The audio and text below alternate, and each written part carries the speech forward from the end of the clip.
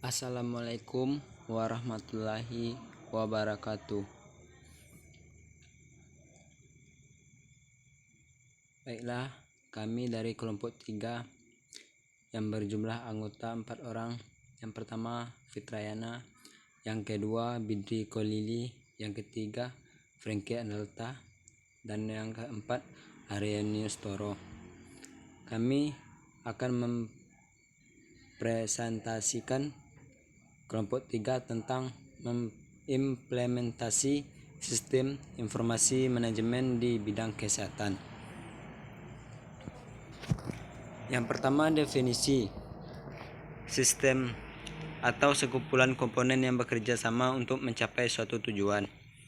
Yang kedua, sistem informasi atau sekumpulan komponen yang bekerja sama untuk menghasilkan suatu informasi, fakta, atau data.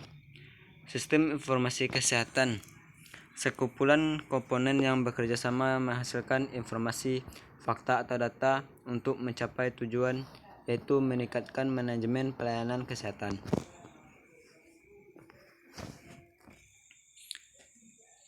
Penerapan sistem informasi di bidang kesehatan.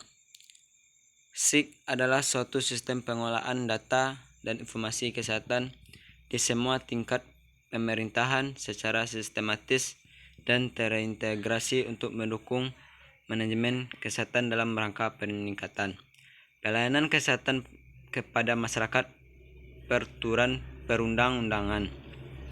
Desentralisasi merupakan fenomena yang kompleks dan sulit didefinisikan. Definisinya bersifat kontekstual karena tergantung pada konteks historis, institusional, serta politis di masing-masing negara. Sistem informasi kesehatan. Tujuannya, yang pertama, meningkatkan manajemen pelayanan kesehatan. Yang kedua, mengetahui tingkat status kesehatan masyarakat. Yang ketiga, sebagai dasar evidensi basis bagi sistem kesehatan. Yang keempat, sebagai dasar dalam proses pengambilan keputusan dalam manajemen kesehatan. Dalam visi misi Departemen Kesehatan, meningkatkan surveillance, monitoring, dan sistem informasi kesehatan. Berfungsinya evidensi basis dalam seluruh sistem informasi kesehatan di Indonesia. Meningkatkan derajat kesehatan masyarakat Indonesia. Pemanfaatan sumber daya. Kewenangan administratif dari pemerintah pusat ke unit-unit teritorial pemerintah pusat atau kementerian.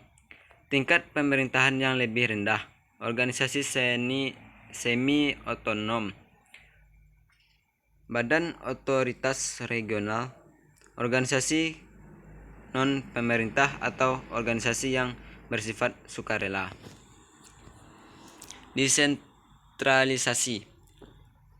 Desentralisasi merupakan fenomena yang kompleks dan sulit didefinisikan. Definisinya bersifat kontekstual karena tergantung pada konteks historis, institusional, serta politis di masing-masing negara.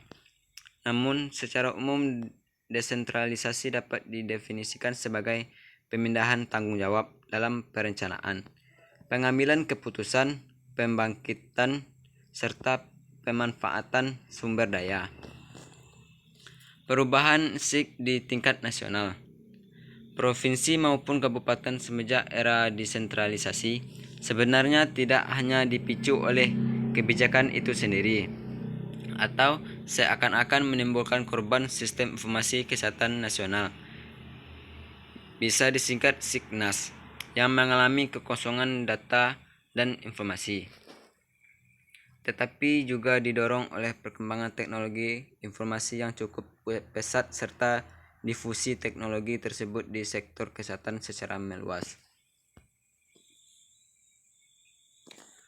Implementasi atau penerapan desentralisasi atau otonomi regional didasari dengan keluarkannya UU No No 22 tahun 1999 yang mengatur tentang pemerintahan daerah.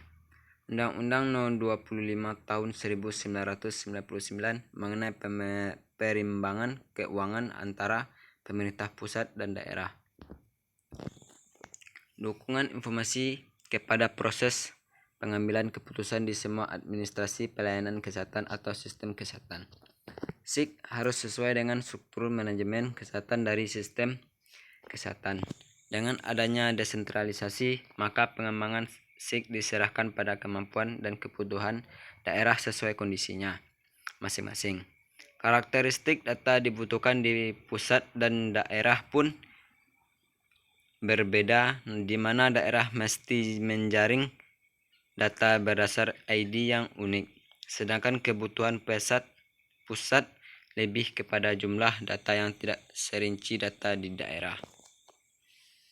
Implementasi SIK di era desentralisasi mencakup sistem pencatatan dan pelaporan seperti data vital, surveillance, data pelayanan, pemetaan, pengendalian wabah, tetapi ini masih belum terintegrasi dengan database yang online di website Dinas Kesehatan.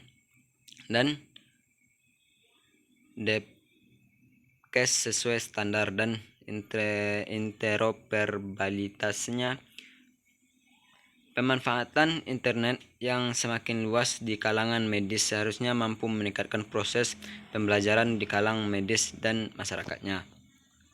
Perubahan tentu tidak mudah terjadi. Diperlukan pengembangan secara bertahap, pelatihan, penelitian, dan tenaga baru bidang informatika kesehatan. Itulah hasil dari presentasi kami. Sekian, terima kasih. Assalamualaikum warahmatullahi wabarakatuh.